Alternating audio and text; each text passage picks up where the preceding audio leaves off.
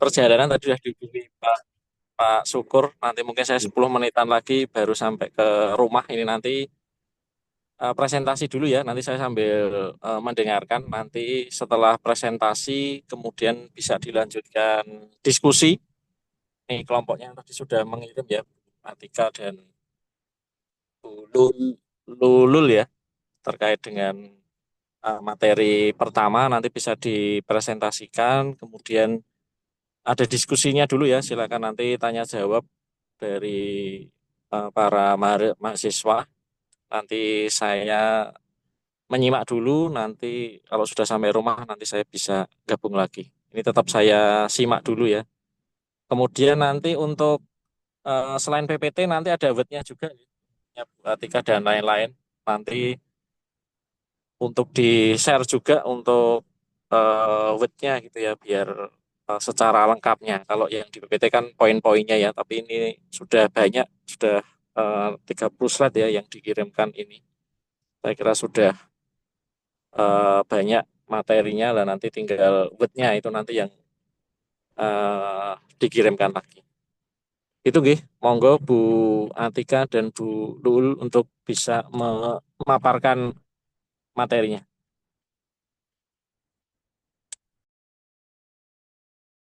Mbak Lulu untuk mem- memoderatori. Baik, terima kasih Bapak Henry atas waktu yang telah diberi.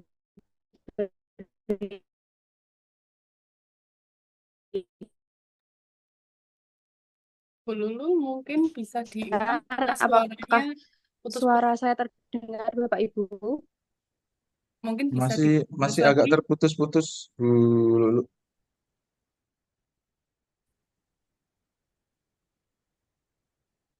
Halo, apakah suara saya terdengar?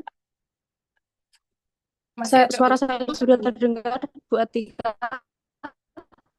Masih putus-putus. Coba Sebentar, sekali lagi. di sini padam. Oke, oke, oke. Sekarang sudah jelas. Masih putus-putus sedikit. Iya, Halo, sudah, oke, coba. sudah. Oke.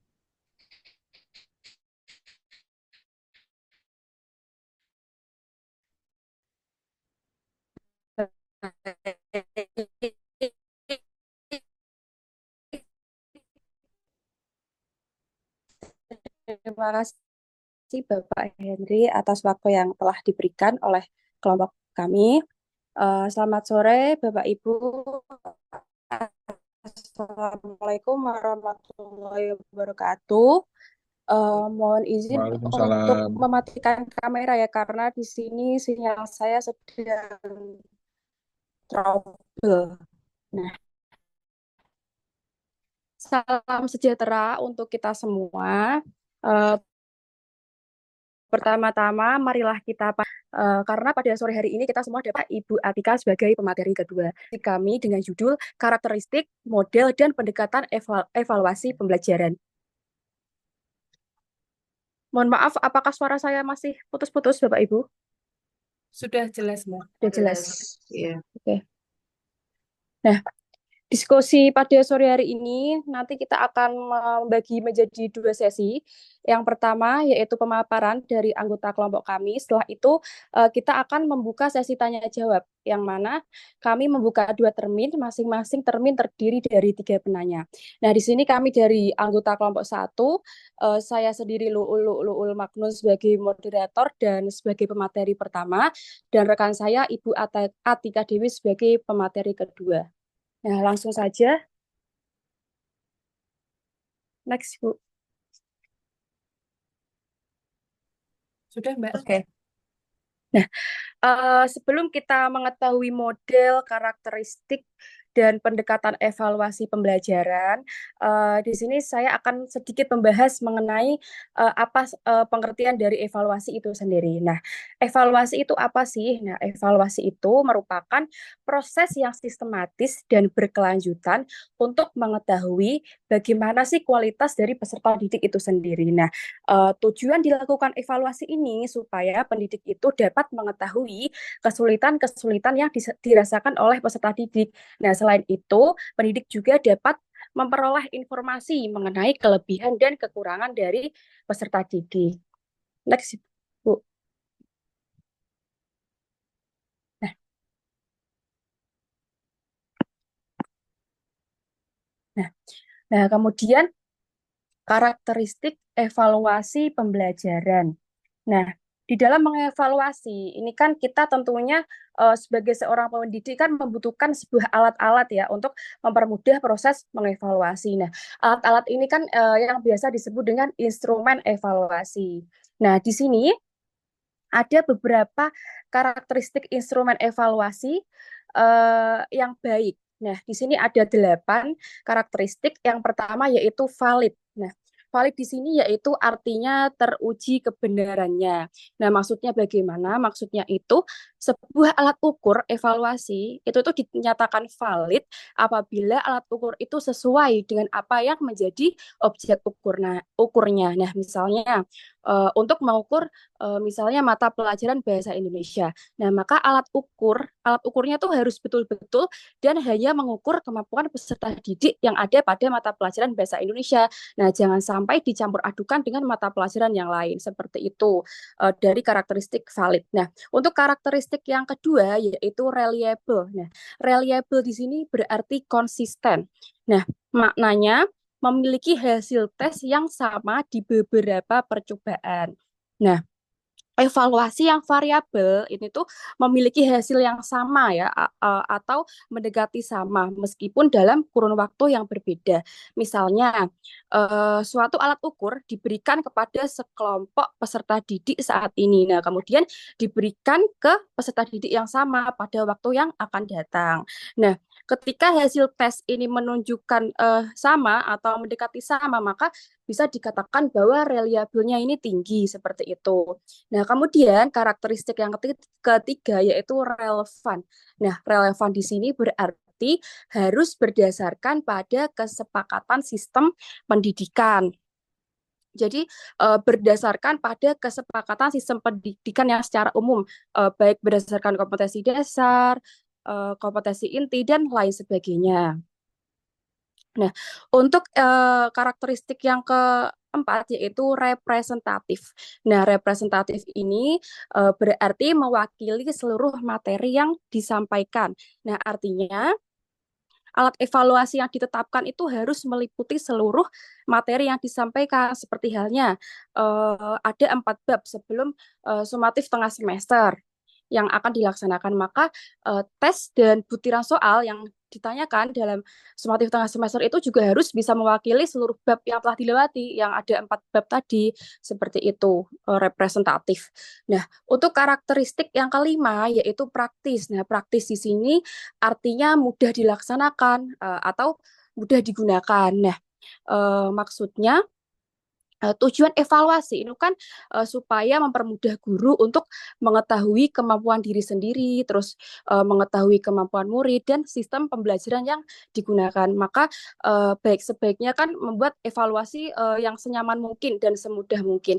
Nah, jika alat ukur itu sudah memenuhi syarat, tetapi kok sulit digunakan, berarti kan alat ukurnya kan tidak praktis ya. Jadi kepraktisan ini tuh bukan dilihat dari orang yang membuat tes saja, tetapi juga dilihat dari orang yang akan menggunakan alat ukur seperti itu. Dari karakteristik praktis. Nah, untuk yang keenam yaitu diskriminatif. Nah, diskriminatif di sini mempunyai arti menjadi pembeda antara siswa yang memiliki pengetahuan yang berbeda. Nah, soal atau tugas yang dirancang sedemikian rupa itu tuh agar dapat membedakan antara siswa yang benar-benar memahami materi dengan siswa yang hanya memiliki pemahaman terbatas.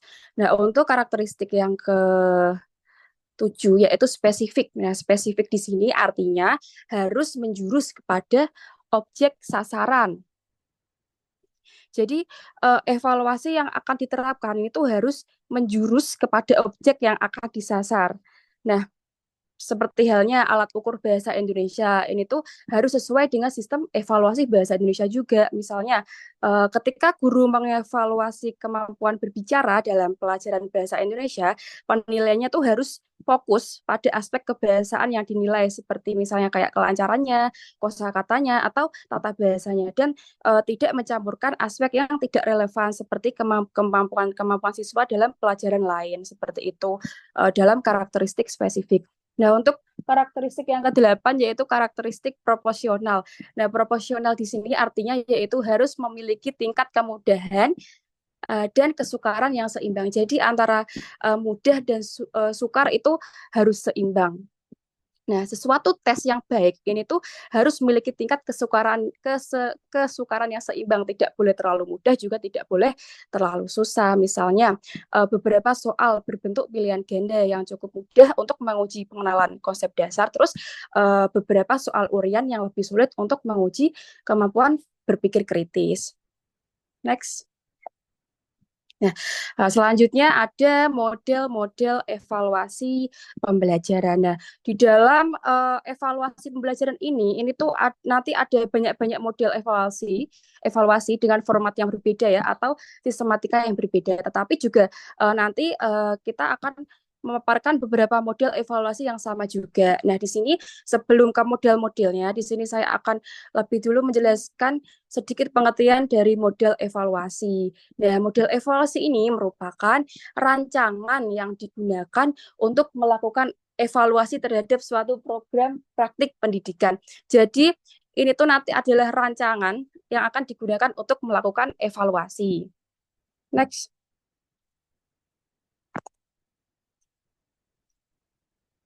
Oke.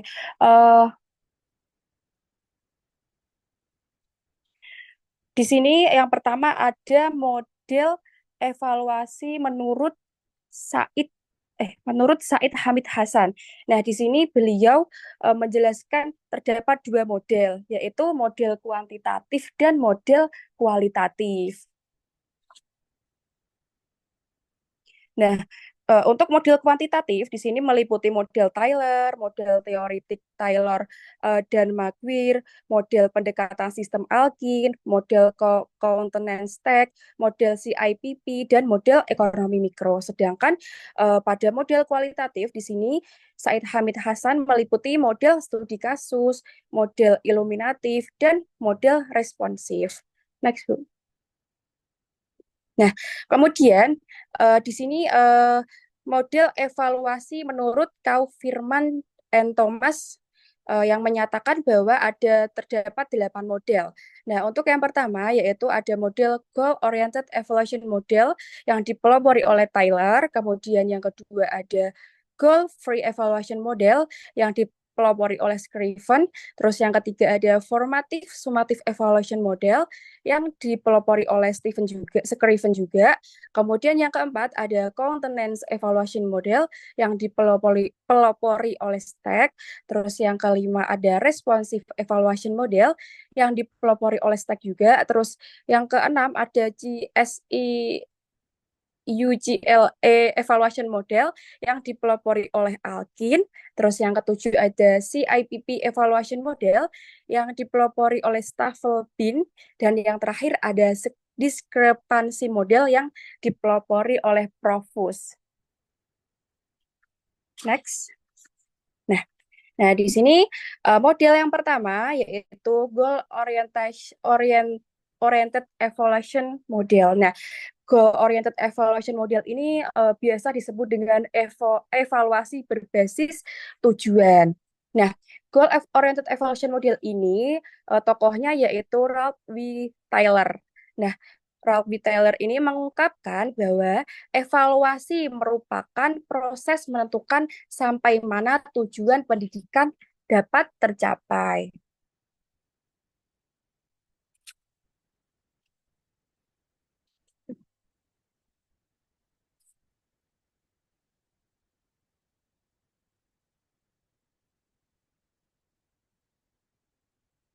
Nah, untuk yang kedua,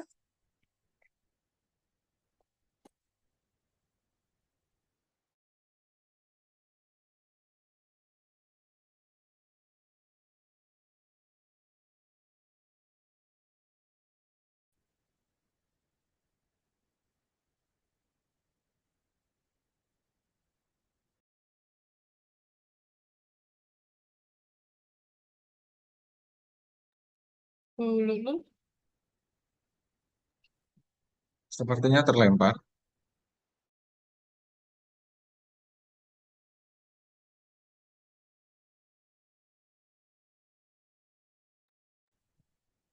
halo, maaf, nggih, mohon maaf Bapak Ibu, terputus sinyal.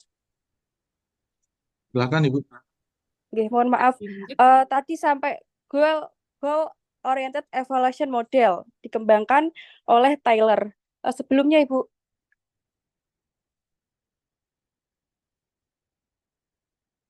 yang sebelumnya Bu. Nah, oke.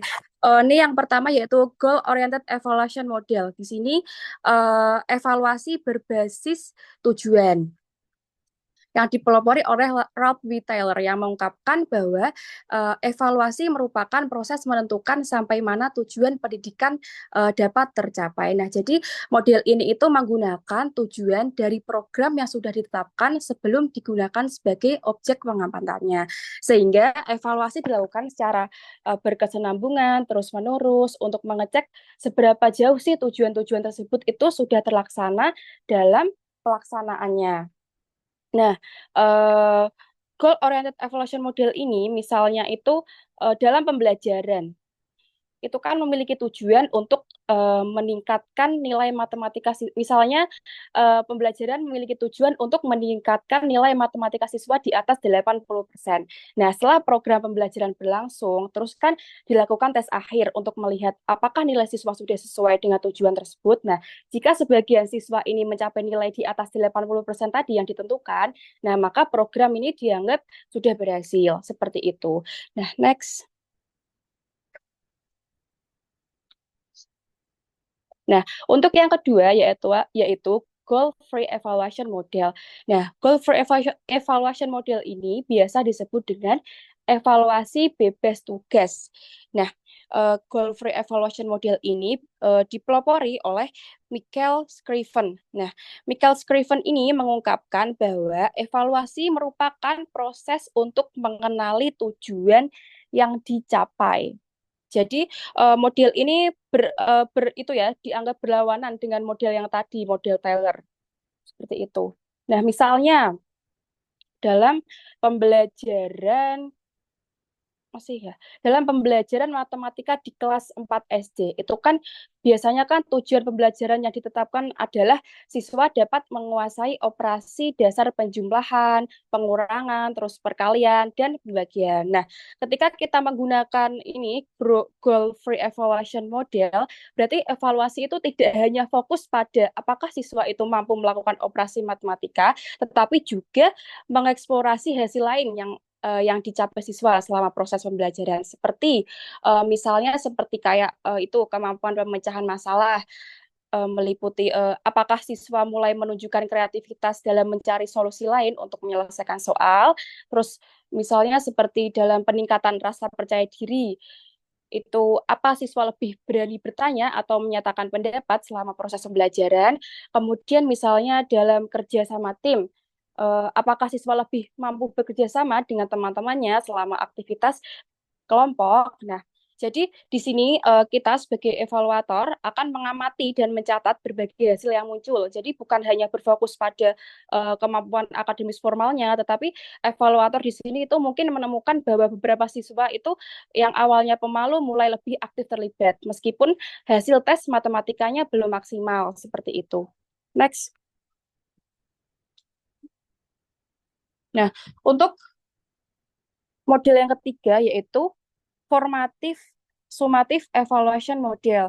Nah, Formative Summative Evaluation Model ini dikembangkan oleh Michael Scriven. Nah, evaluasi formatif ini tuh dilaksanakan ketika program masih berlangsung dengan tujuan untuk mengetahui seberapa sih jauh program dapat berlangsung sekaligus mengidentifikasi hambatan-hambatan yang ada. Nah, sedangkan untuk evaluasi sumatif yaitu dilaksanakan setelah program akhir. Nah, itu dengan tujuannya untuk mengukur ketercapaian program. Nah, misalnya dalam formatif dan sumatif ini, ketika guru menggunakan evaluasi formatif selama proses pembelajaran IPA, formatifnya dengan memberikan tes singkat atau kuis ya untuk mengetahui sejauh mana siswa memahami tentang misalnya ekosistem. Nah, setelah pembelajaran selesai, barulah disebut dengan evaluasi sumatif karena dengan memberikan misalnya ujian akhir semester untuk mengukur keberhasilan siswa secara keseluruhan dalam materi yang sudah diajarkan seperti itu. Next.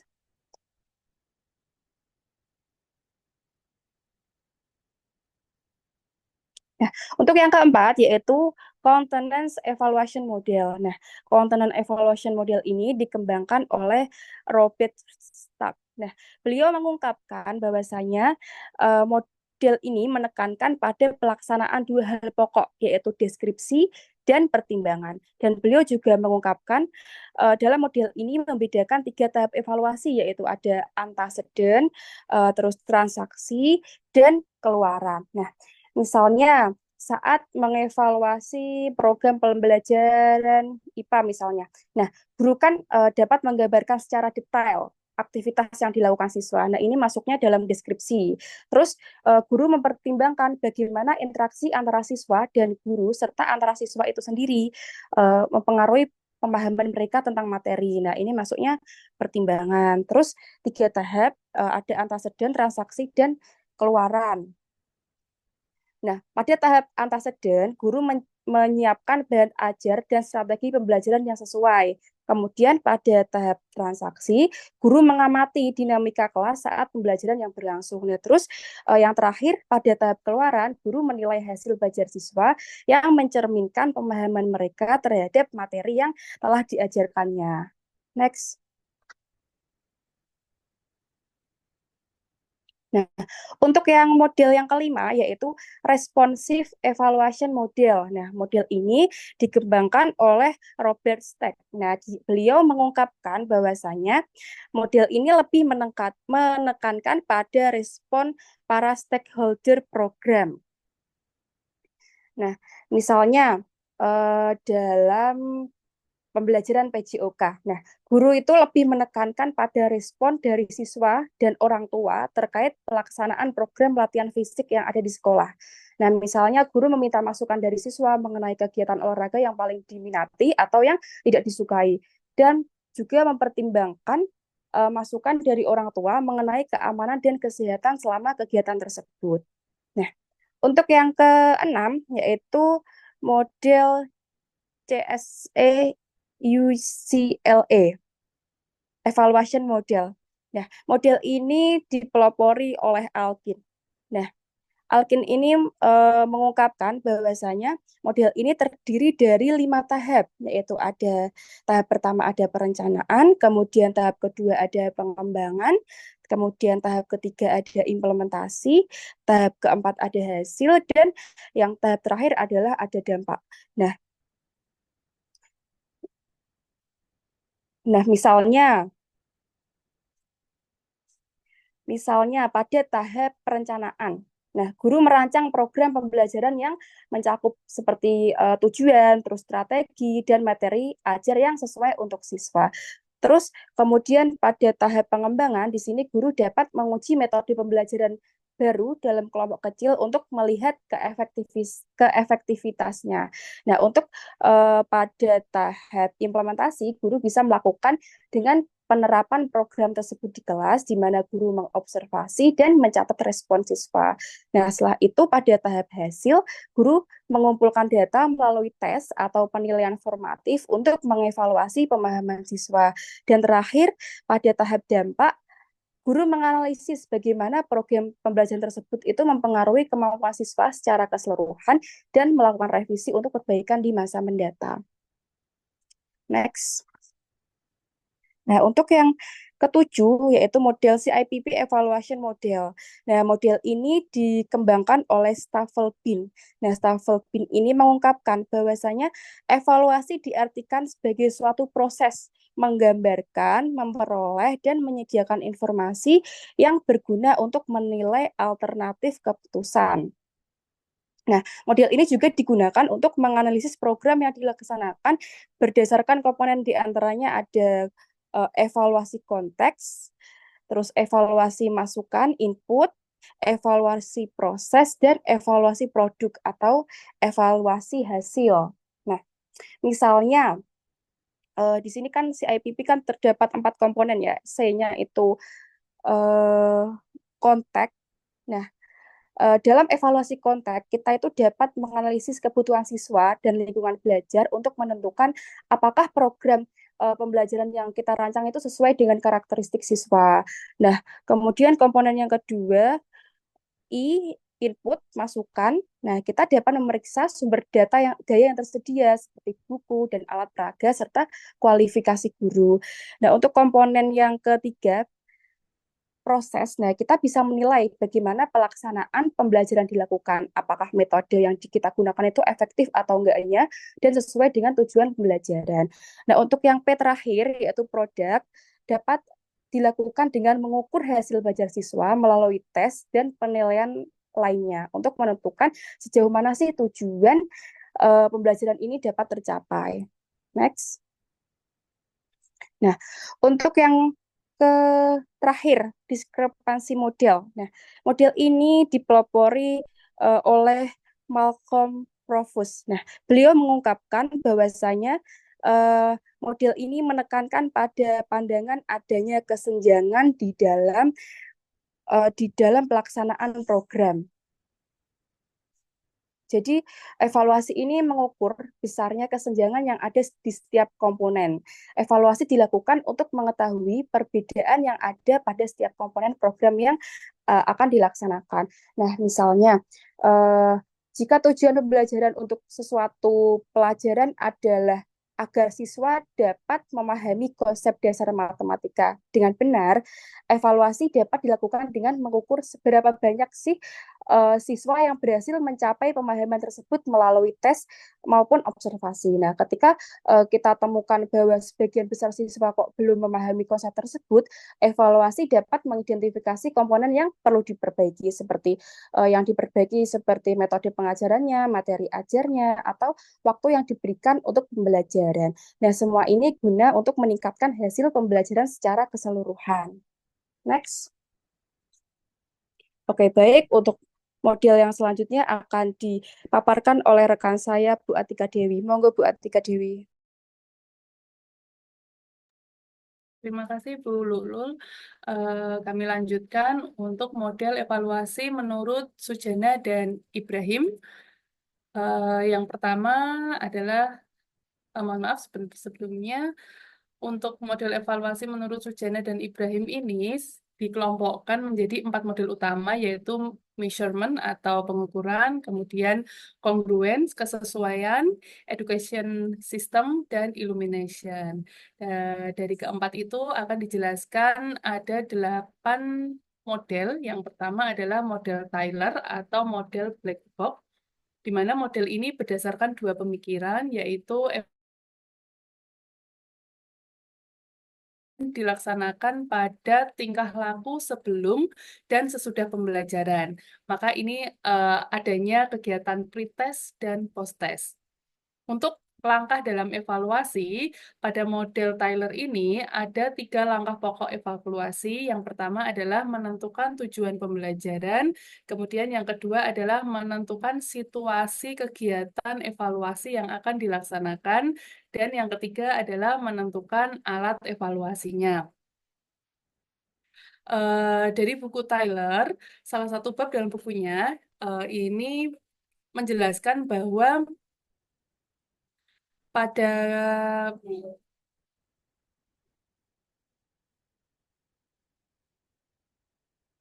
eh, Model ini dibangun dari dua dasar pemikiran. Yang tadi, yang pertama adalah evaluasi, ini ditujukan pada tingkah laku peserta didik, dan yang kedua evaluasi yang harus dilakukan pada tingkah laku di awal serta di akhir. Dengan dasar pemikiran tersebut, ini menunjukkan bahwa seorang guru atau seorang evaluator itu harus dapat menentukan perubahan tingkah laku apa yang terjadi pada peserta didik berdasarkan pengalaman belajar yang sudah dilaksanakan oleh siswa. Nah, dari situlah muncul istilah tes awal atau pretest dan tes akhir atau post-testnya. Selanjutnya yang kedua adalah model yang tujuan pembelajaran umum dan khusus sebagai kriteria penentu keberhasilan. Tujuan model ini adalah untuk membantu merumuskan tujuan pembelajaran agar dapat diobservasi dan diukur atau observable and measurable. Sebelum penggunaan kurikulum berbasis KBK di tahun 2004 pernah dikenal adanya tujuan pembelajaran umum dan tujuan pembelajaran khusus. Nah, model evaluasi ini menggunakan kedua tujuan tersebut sebagai kriteria untuk menentukan keberhasilan siswa. Evaluasi diartikan sebagai proses pengukuran sampai mana tujuan pembelajaran telah tercapai. Ada hubungan yang logis antara kegiatan, hasil, dan prosedur pengukuran hasilnya. Tujuan dari penggunaan model ini adalah untuk membantu merumuskan tujuan dan menjelaskan hubungan antara tujuan dengan kegiatan pembelajaran. Jika rumusan tujuan pembelajarannya bisa diobservasi dan bisa diukur, maka kegiatan evaluasi pembelajaran ini akan menjadi lebih praktis dan lebih simpel. Kelebihan dari model ini terletak pada peserta didik yang menjadi aspek penting. Kekurangan dari dari model ini, yaitu memungkinkan terjadinya proses evaluasi yang melebihi konsekuensi yang tidak diharapkan. Yang ketiga adalah model pengukuran dari Eiffel dan Thorndike. Model ini menitikberatkan pada kegiatan pengukuran. Pengukuran digunakan untuk menentukan kuantitas dari suatu sifat tertentu yang dimiliki objek dengan unit ukuran tertentu. Objek evaluasi adalah tingkah laku peserta didik, contohnya hasil belajar, sikap, minat, bakat, atau kepribadian. Instrumen yang digunakan ini adalah tes tertulis dalam bentuk tes objektif.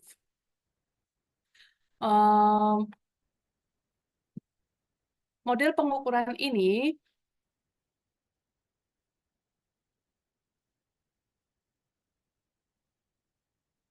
digunakan untuk menentukan kuantitas dari suatu sifat atau atribut tertentu yang dimiliki objek, orang, maupun peristiwa dalam bentuk unit ukuran tertentu. Misalnya, dalam menentukan kuantitas dari sifat atau mata pelajaran tertentu. Model ini dapat mengukur perbedaan-perbedaan individual maupun kelompok dalam hal kemampuan, minat, maupun sifatnya. Hasil dari bimbingan dan perencanaan pendidikan. Sehingga seperti yang sudah dijelaskan tadi bahwa objek dari evaluasi ini bisa dari tingkah lakunya yang mencakup hasil belajar kognitifnya, pembawaannya, sikap, minat, bakat, atau juga aspek kepribadian dari peserta didik.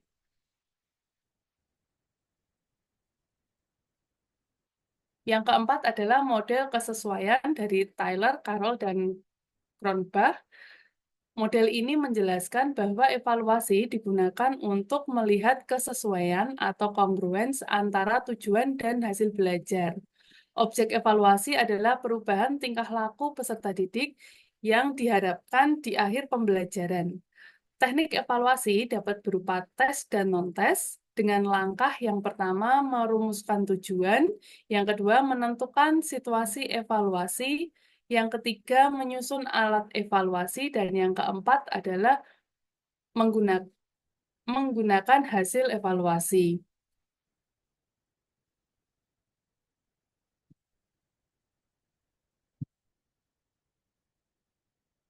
Untuk teknik evaluasi dalam model keempat ini atau model kesesuaian ini, teknik yang digunakan tidak hanya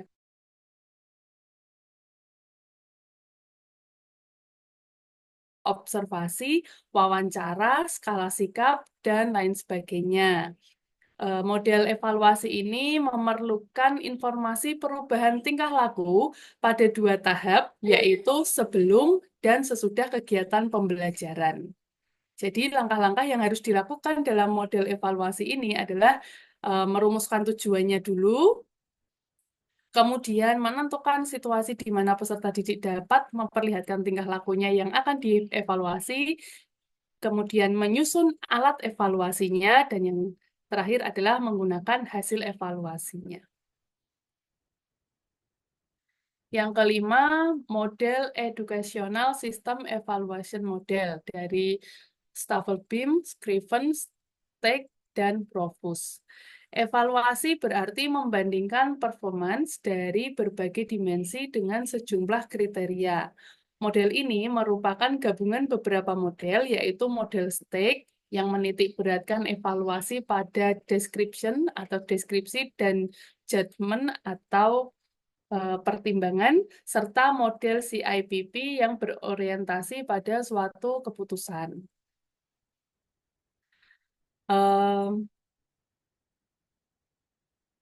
Untuk model STIC, ini yang menitikberatkan pada evaluasi pada 2 hal pokok, deskripsi dan judgment atau pertimbangan, di mana evaluasi dilakukan dengan membandingkan antara satu program dengan program lain yang dianggap standar.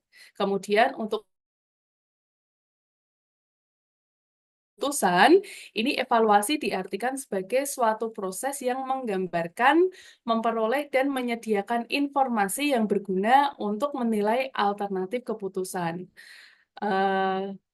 Model ini terdiri dari 4 jenis kegiatan evaluasi. Yang pertama, konteks evaluasi atau mengevaluasi konteks, kemudian input evaluation atau evaluasi yang bertujuan untuk membantu mengatur keputusan yang akan diambil. Kemudian yang ketiga adalah proses evaluation atau kegiatan evaluasi yang bertujuan membantu melaksanakan keputusan, dan product evaluation yang bertujuan untuk membantu mengambil keputusan selanjutnya. Di sini sudah dijelaskan CIPP membagi dari CIPP dibagi menjadi 4 jenis kegiatan evaluasi. Konteks evaluasi, input evaluasi, proses evaluasi, dan produk evaluasi. Yang keenam, iluminatif model dari pada evaluasi kualitatif terbuka. Tujuan evaluasi untuk mengevaluasi sistem pembelajaran. Hasil evaluasi bersifat deskriptif dan interpretasi. Objeknya adalah latar belakang dan perkembangan sistem pembelajaran, pelaksanaan, hasil belajar, kesukaran, dan efek samping dari sistem tersebut. Pada model iluminatif model ini, lebih menekankan pada evaluasi kualitatif terbuka atau open-ended. Kegiatan evaluasi dihubungkan dengan learning million dalam konteks misalnya dalam madrasah sebagai lingkungan material dan psikososial di mana guru dan peserta didik ini dapat berinteraksi. Tujuan dari evaluasi adalah untuk mempelajari secara cermat dan hati-hati terhadap pelaksanaan sistem pembelajaran, faktor yang mempengaruhinya, kelebihan dan kekurangan sistem, serta pengaruh sistem terhadap pengalaman belajar peserta didik. Biasanya, hasil evaluasi dari iluminatif model ini berupa deskriptif dan interpretasi, bukan pengukuran dan prediksi. Model ini lebih banyak menggunakan judgement atau pertimbangan. Fungsi dari evaluasi ini adalah sebagai input untuk kepentingan pengambilan keputusan dalam rangka penyesuaian dan penyempurnaan sistem pembelajaran yang sedang dikembangkan. Yang ketujuh adalah responsif. Model ini menekankan pada pendekatan kualitatif dan naturalistik. Tujuan evaluasi adalah memahami semua komponen program pembelajaran dari berbagai sudut pandang. Langkah-langkahnya yaitu observasi, rekam hasil wawancara, pengumpulan data, cek pengetahuan awal peserta didik, dan mengembangkan desain ataupun model.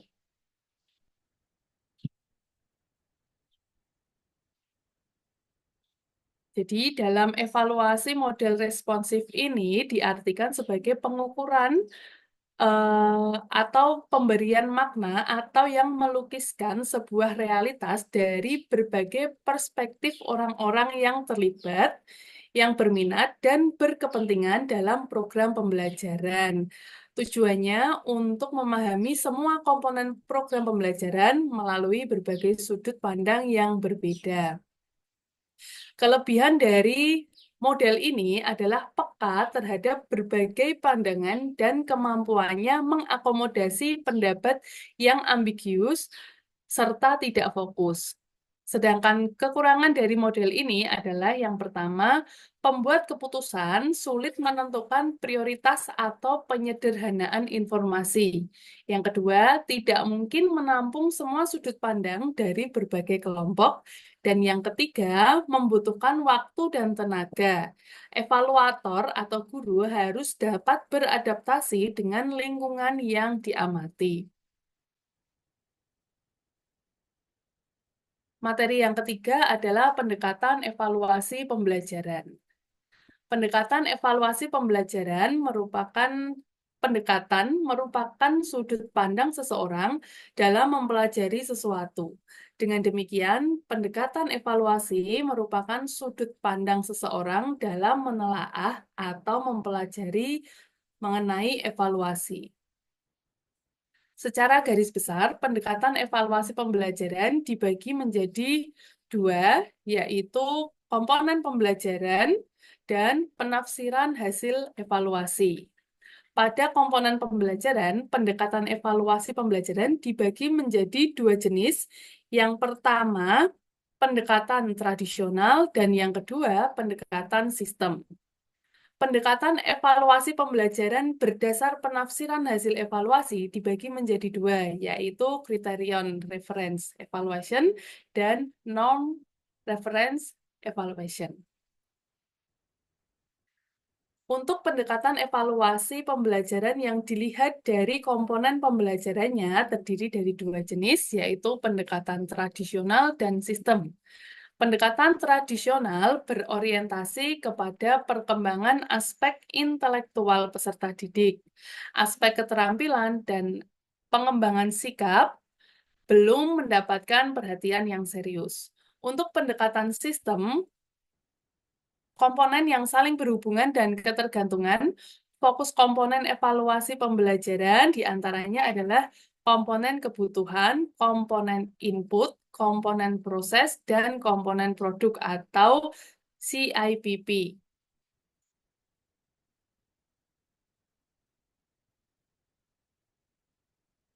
Sedangkan pendekatan evaluasi pembelajaran berdasarkan penafsiran hasil evaluasi terdiri dari dua jenis, yaitu Criterion Reference Evaluation, di mana pendekatan ini mengevaluasi prestasi siswa berdasarkan kriteria yang telah ditentukan sebelumnya. Fokus utamanya adalah mengukur sejauh mana siswa mencapai tujuan pembelajaran yang telah ditetapkan.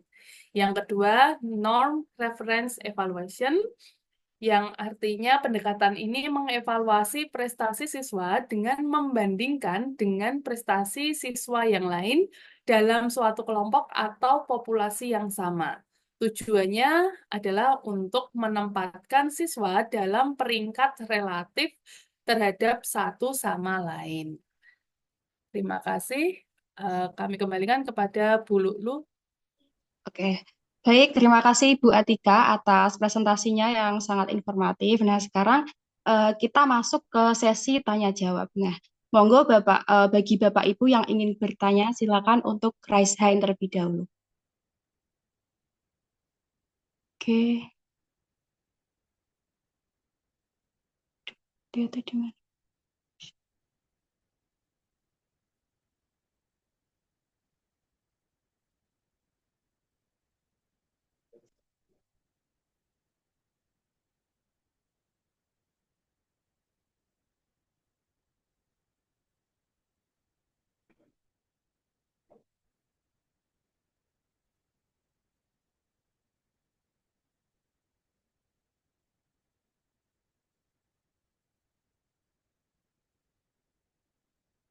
Oke.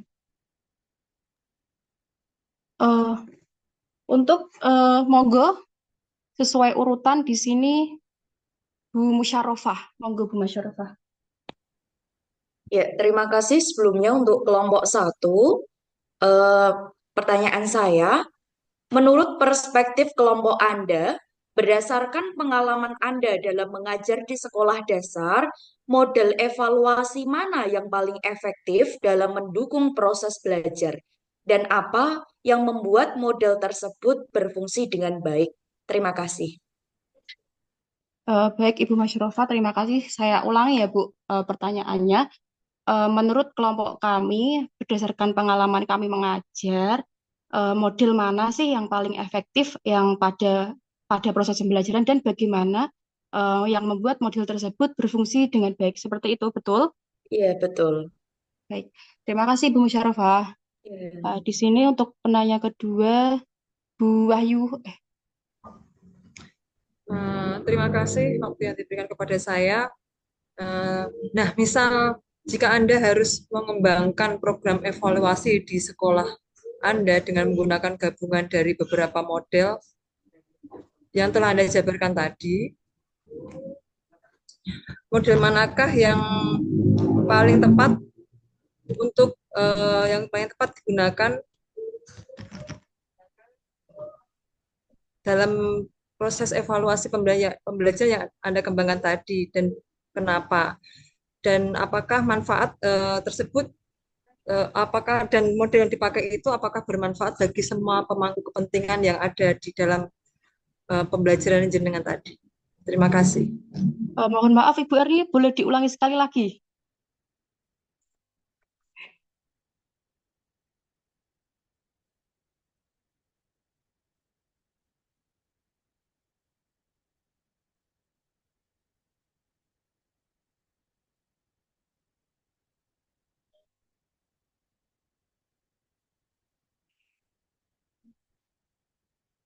Bu Erni? Audionya masih off, Bu.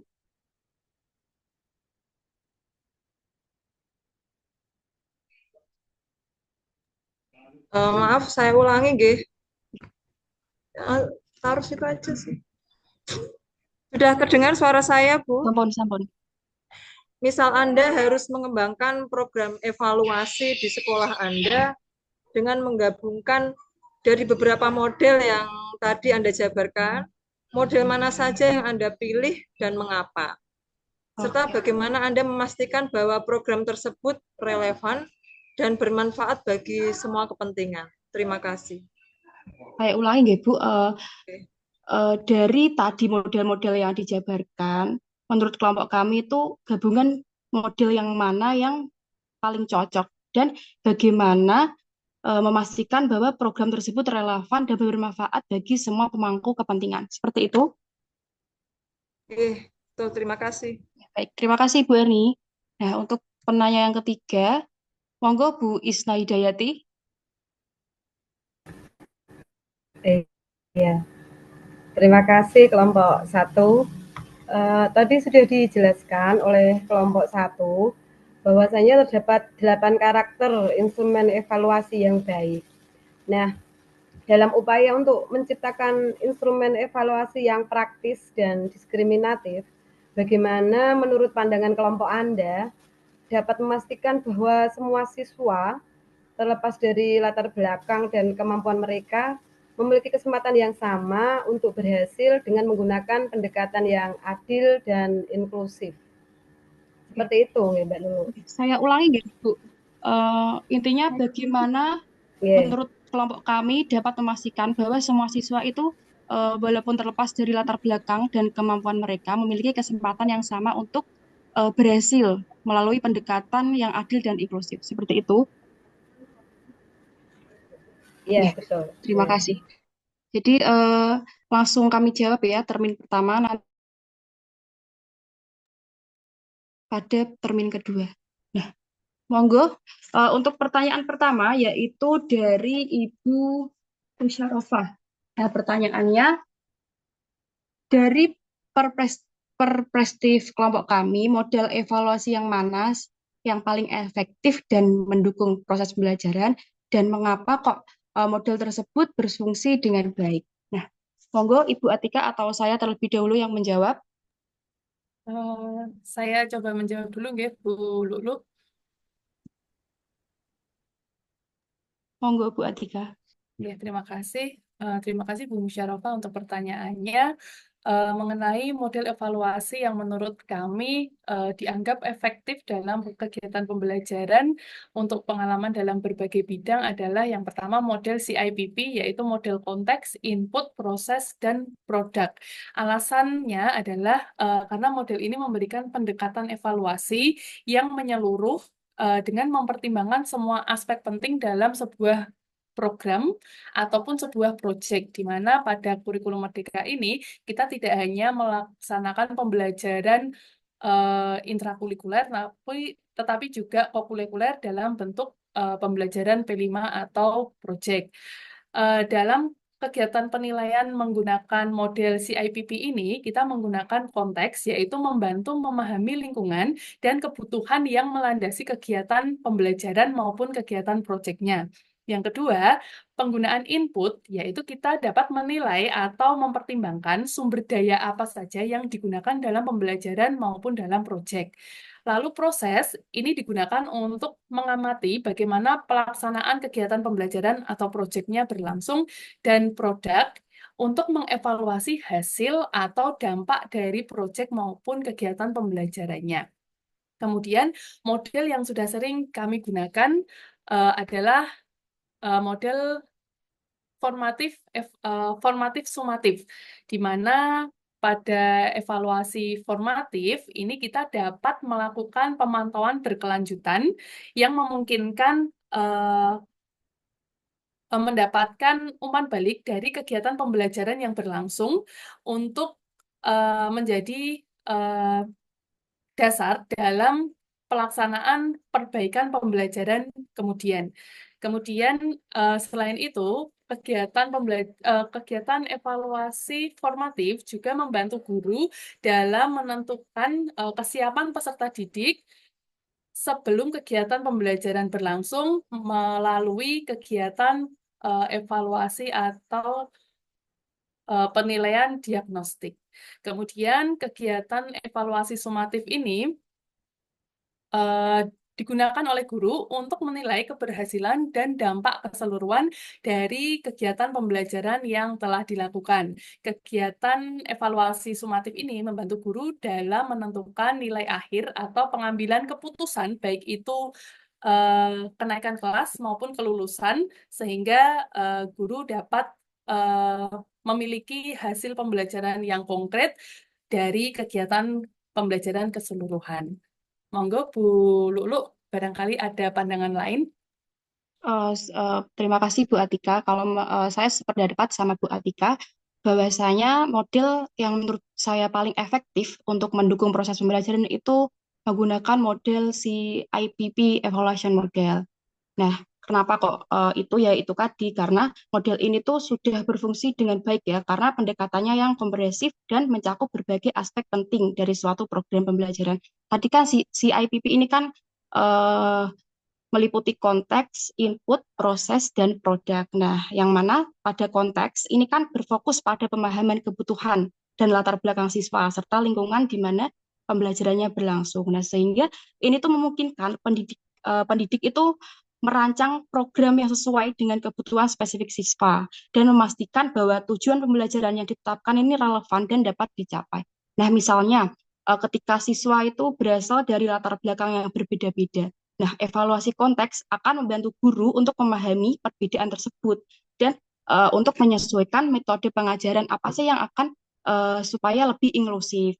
Nah, kemudian yang input kedua yaitu evaluasi masukan. Nah, ini kan melibatkan pengumpulan informasi tentang sumber daya yang tersedia seperti kayak bahan ajar, terus alat bantu dan kompetensi guru. Nah, ini kan membantu dalam merencanakan strategi pembelajaran yang lebih baik serta mengidentifikasi kekurangan yang perlu diperbaiki sebelum program-program itu akan dilaksanakan. Nah, misalnya jika ditemukan bahwa materi ajar yang digunakan tidak sesuai dengan kebutuhan siswa. Nah, maka pendidik ini dapat mencari sumber daya alternatif yang lebih baik seperti itu. Nah, untuk yang ketiga tadi proses, yaitu memonitor ya bagaimana program pembelajaran ini diimplementasikan. Nah, ini tuh juga penting untuk memastikan bahwa semua komponen program itu berjalan sesuai rencana dan memberi kesepakatan bagi guru untuk melakukan penyesuaian jika diperlukan. Nah, misalnya jika siswa kesulitan dengan metode pengajaran tertentu, nah guru ini dapat beradaptasi dengan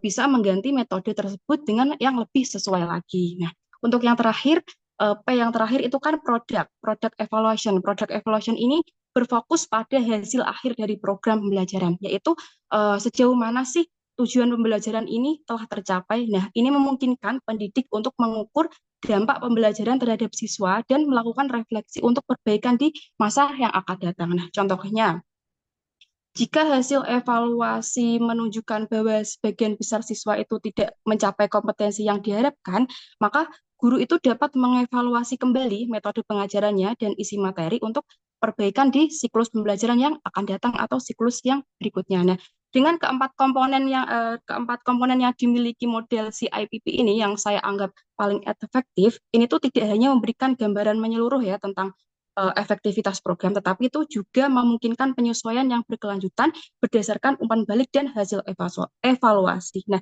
hal ini menjadikan alat yang sangat efektif menurut saya dalam meningkatkan kualitas proses belajar mengajar. Seperti itu, Ibu Masyarofah. Bagaimana?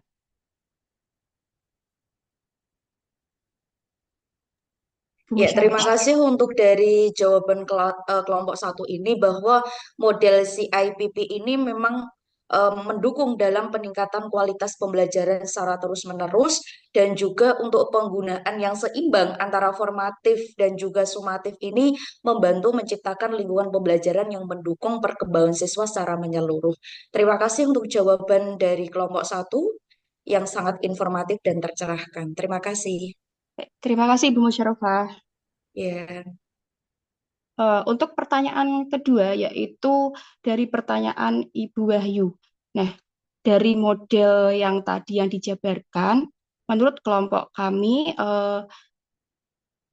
jika mengembangkan program evaluasi menggunakan gabungan dari beberapa model yang telah dijabarkan, elemen mana yang kelompok kami pilih dan bagaimana? Dan bagaimana pendapat kelompok kami memastikan bahwa program tersebut relevan dan bermanfaat bagi semua pemangku kepentingan. Saya akan mencoba menjawab.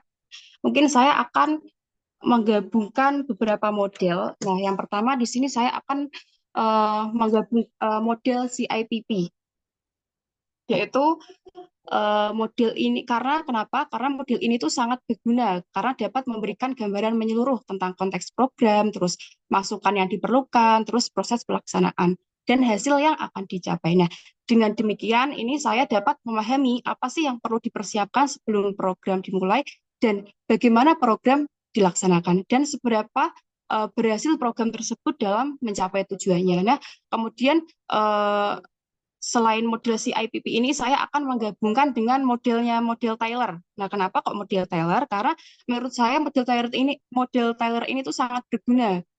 Karena fokusnya itu pada penentuan tujuan pembelajaran yang jelas dalam konteks ini ya, di sekolah dasar.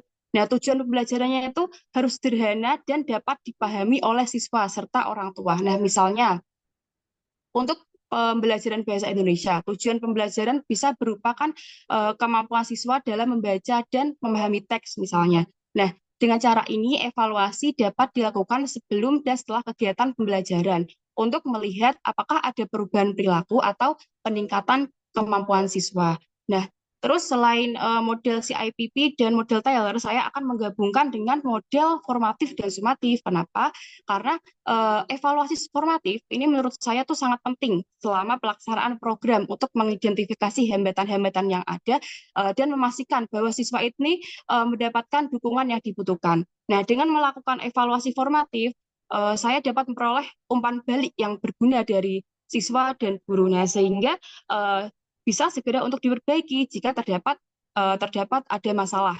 Nah, sedangkan yang evaluasi sumatif akan membantu saya menilai efektivitas program setelah selesai. Nah, selain model CIPP dan model Taylor dan model formatif dan sumatif, saya juga akan menggabungkan dengan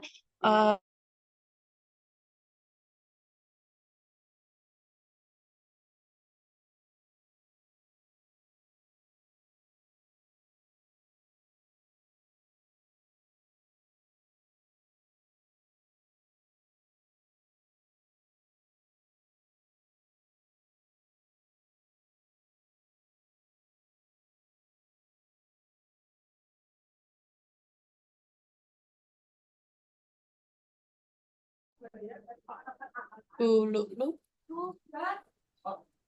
misalnya kita bisa mengadakan pertemuan dengan orang tua atau mendiskusikan hasil evaluasi dan mendapatkan masukan tentang apa yang dapat diperbaiki. Nah, untuk memastikan bahwa program evaluasi tersebut relevan dan bermanfaat bagi semua pemangku kepentingan, nah ini saya akan melibatkan semua pemangku kepentingan itu mereka secara aktif dalam setiap tahap perencanaan dan pelaksanaan programnya. Saya akan mengadakan bisa pertemuan rutin ya dengan guru dan orang tua. Kalau orang tua mungkin bisa dikomunikasikan dengan WA untuk mendapatkan masukan ya atau serta dan saran. Nah, dan mengadakan sesi refleksi dengan siswa untuk memahami pengalaman mereka. Nah, selain itu, saya juga akan memberikan informasi yang transparan mengenai tujuan dan hasil dari program evaluasi. Nah, sehingga semua pihak ini bisa merasa terlibat dan memiliki rasa kepemilikan terhadap proses tersebut.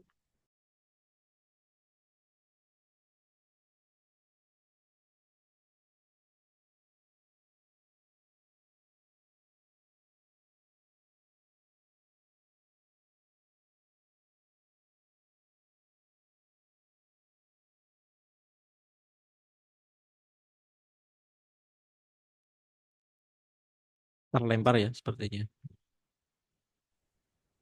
Ya, Bapak. Eh, Kami lanjutkan dulu untuk pertanyaan dari Ibu Erni. Menurut kami, kombinasi yang bisa kami gunakan dalam kegiatan pembelajaran, terutama di sekolah dasar, adalah kombinasi CIPP dan evaluasi formatif sumatif seperti yang sudah dijelaskan kepada oleh Bu Lulul sebelumnya, bahwa ketika kita menggunakan CIPP, ini memberikan kerangka kerja yang sistematis untuk mengevaluasi program pendidikan. Sementara evaluasi formatif dan sumatif ini dapat diberikan dengan lebih fleksibel untuk memantau perkembangan siswa. Pada penggabungan CIPP dan formatif sumatif ini memberikan wawasan yang mendalam tentang efektivitas suatu proses pembelajaran maupun kegiatan proyek. Kemudian evaluasi formatif ini memungkinkan perubahan dan perbaikan selama kegiatan pembelajaran berlangsung, sementara evaluasi sumatif digunakan untuk menilai hasil akhir secara menyeluruh. Misalnya dalam kegiatan pembelajaran matematika dengan model pembelajaran PJBL atau Project Based Learning. Guru dapat memantau pemahaman siswa selama proyek menggunakan evaluasi formatif dan memberikan tugas akhir yang lebih besar porsinya sebagai kegiatan evaluasi sumatifnya. Dari kegiatan tersebut, guru dapat mempersiapkan dengan CIPP menganalisis konteks siswa, kebutuhan belajar siswa seperti tujuan pembelajaran apa yang ingin dicapai, kemudian bagaimana kurikulum yang akan digunakan, dan lingkungan belajar yang akan digunakan dalam kegiatan proyek tersebut. Kemudian inputnya, guru mengevaluasi sumber daya apa saja yang digunakan dalam kegiatan pembelajaran maupun proyek tersebut, seperti misalnya materi ajar, fasilitas sekolah, ataupun kemampuan atau kompetensi guru itu sendiri. Lalu proses, yaitu memantau bagaimana pembelajaran dijalankan selama proses berlangsung dan digunakan evaluasi formatif dalam kegiatan ini. Kemudian produk, yaitu menggunakan evaluasi sebagai hasil akhir dari pembelajaran siswa melalui evaluasi sumatif. Selain itu, bisa juga menggunakan model iluminatif model yang dikembangkan oleh Parlet dan Hamilton, di mana evaluasi ini menekankan pendekatan secara kualitatif untuk memahami bagaimana sebuah program pendidikan dijalankan dalam praktiknya. Nah, model ini berfokus pada eksplorasi proses dan pengalaman peserta didik. Jadi tidak hanya hasil atau tujuannya saja yang terukur. Nah, penekanannya biasanya pada konteks dan proses kegiatan pembelajarannya, di mana model ini mengeksplorasi bagaimana program atau kurikulum itu dipahami dan dialami oleh peserta didik dalam konteks yang nyata. Jadi tidak hanya hasil akhirnya saja yang diukur. Yang kemudian pendekatan yang digunakan adalah pendekatan kualitatif, di mana metode ini menggunakan observasi, wawancara, ataupun studi kasus yang bertujuan untuk menangkap dinamika atau perubahan serta psikologis yang mempengaruhi pembelajarannya. Jadi keunggulan dari iluminatif model ini adalah memberikan pemahaman yang lebih mendalam tentang bagaimana dan kenapa suatu program pembelajaran ini digunakan. Jadi tidak hanya melihat dari sisi hasil akhir pembelajarannya saja. Misalnya dalam evaluasi program literasi di sekolah dasar. Dengan iluminatif model, kita dapat mengeksplorasi bagaimana cara guru mengajarkan, bagaimana siswa terlibat dalam kegiatan pembelajaran, dan faktor sosial apa saja yang mempengaruhi keberhasilan program. Cukup Bu Lulu dan Bu Erni. Terima kasih kepada Bu Lulu dan Bu Tika atas penjelasannya sangat lengkap, terperinci, dan informatif. Sukses selalu. Baik, terima kasih Bu Erni untuk pertanyaannya. Kemudian pertanyaan yang ketiga dari Bu Endar. Betul nggak? Bu Isnah tadi kan. Oh, maaf Bu Isnah. Nggih. Pertanyaannya adalah dalam upaya menciptakan instrumen evaluasi yang praktis, bagaimana menyusun instrumen agar semua siswa dapat berkesempatan atau dapat mendapatkan kesempatan yang sama untuk dapat berhasil dalam kegiatan pembelajaran. Begitu Bu Isnah, betul nggih? Iya, Mbak. Oke. Untuk menyusun, saya akan menjawab terlebih dahulu sambil menunggu Bu Lulu. Untuk menyusun instrumen evaluasi yang praktis dan adil bagi peserta didik, hal utama yang perlu kita perhatikan adalah menentukan tujuan evaluasi itu dengan jelas dulu. Jadi kita perlu tahu fokus dari kompetensi yang ingin kita uji atau kita evaluasi. Dan tujuan itu perlu spesifik dan terukur, sehingga tujuannya itu jelas, mudah dipahami, dan mudah untuk diukur. Kemudian, perlu juga kita pertimbangkan variasi bentuk soalnya. Apakah soal itu bisa dalam bentuk pilihan ganda, isian singkat, esai, tugas proyek, ataupun kombinasi dari beberapa jenis format soal disesuaikan dengan perbedaan gaya belajar siswa atau perbedaan tingkat pemahaman peserta didik. Jadi kita tidak hanya terfokus pada materinya saja, tetapi juga bagaimana karakteristik dari peserta didik itu sendiri. Kemudian yang ketiga adalah pertimbangan evaluasi kinerjanya. Apakah itu nanti guru akan menggunakan tes tertulis ataupun tes non tertulis, sehingga semua siswa dapat memiliki kesempatan yang sama untuk dapat memperlihatkan atau menunjukkan hasil belajar dari masing-masing.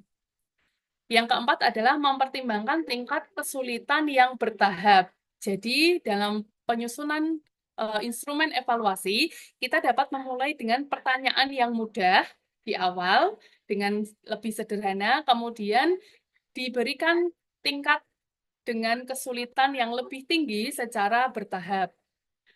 Yang kelima adalah menggunakan bahasa yang jelas dan sederhana. Jadi pastikan Bapak Ibu ketika membuat instrumen evaluasi, pastikan menggunakan bahasa yang mudah dipahami oleh semua siswa.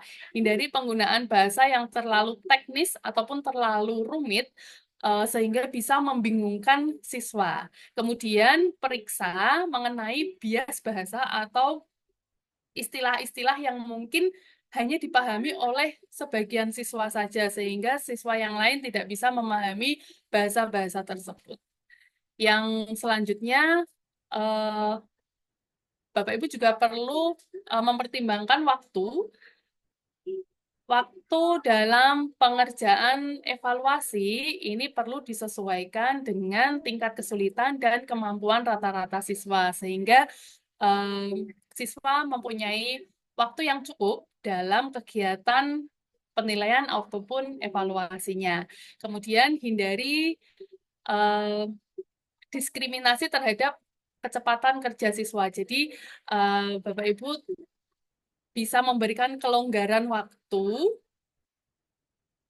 mengingat setiap siswa pasti memiliki kemampuan kognitif yang berbeda. Jadi ada baiknya apabila Bapak Ibu melaksanakan evaluasi ini, ada tenggat waktu tertentu yang dapat memberikan kesempatan bagi siswa untuk dapat memperlihatkan atau menuangkan hasil belajarnya. Kemudian perhatikan kebutuhan khusus siswa. Jadi Bapak Ibu juga perlu mengakomodasi siswa-siswa dengan kebutuhan khusus jika di kelas Bapak Ibu ini ada siswa yang memiliki disabilitas atau kebutuhan khusus yang lainnya.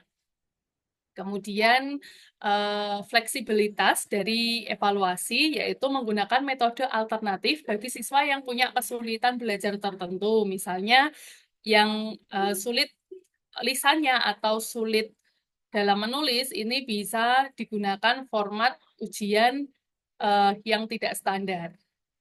Kemudian gunakan rubrik penilaian yang jelas dan transparan. Jadi dalam penilaian atau evaluasi ini penting bagi Bapak Ibu untuk menyiapkan rubrik penilaiannya secara jelas dan transparan sehingga hasil evaluasi ini akan terlihat lebih adil dan konsisten. Cukup dari kami, monggo Bu Lulu. Oke, baik. Maaf sebelumnya tadi saya terpental karena jaringan.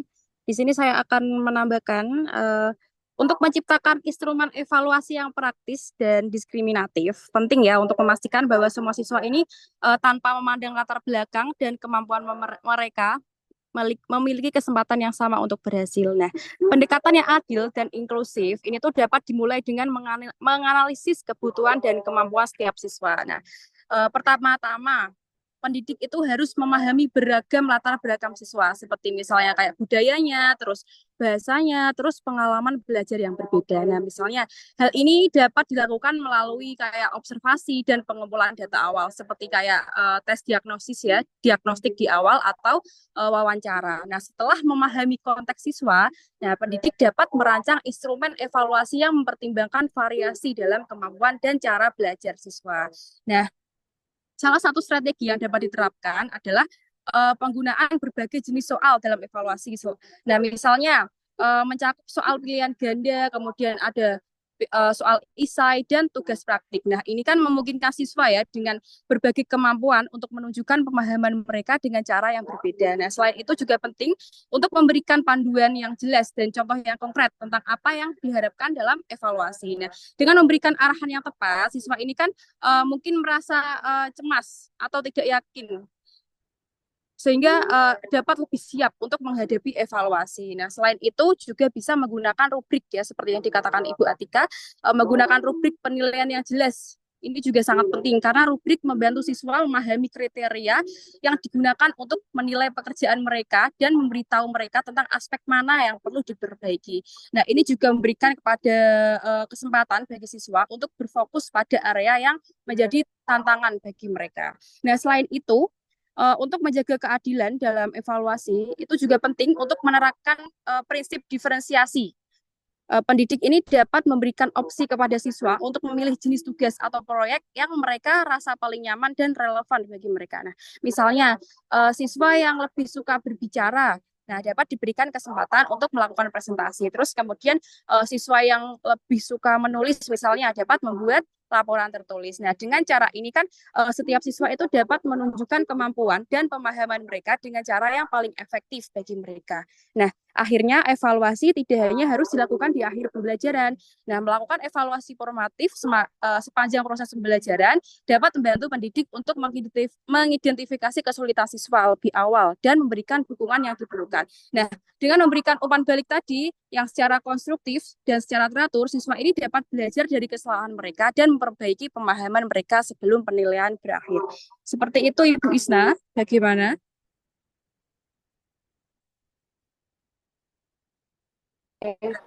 Terima kasih jawabannya dari kelompok 1, sangat jelas sekali. Terima kasih Mbak Lulu, Mbak Atika. Baik, terima kasih Ibu Isna. Baik, untuk termin kedua kami membuka 3 penanya. Untuk pertanyaan pertama dari Ibu Siti Halimatul Aminah. Monggo Ibu Siti Halimatul Aminah.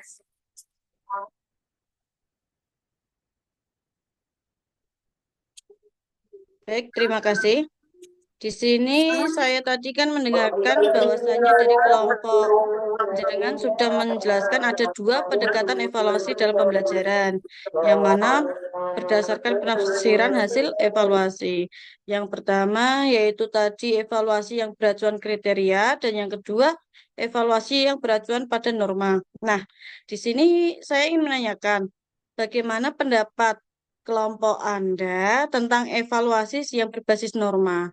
Dalam arti, apakah norma itu bisa mendorong kompetensi yang sehat atau malah sebaliknya dalam dunia pendidikan? Dan bagaimana cara mengatasi dampak yang mungkin akan ditimbulkan apabila kita menggunakan evaluasi yang berbasis pada norma?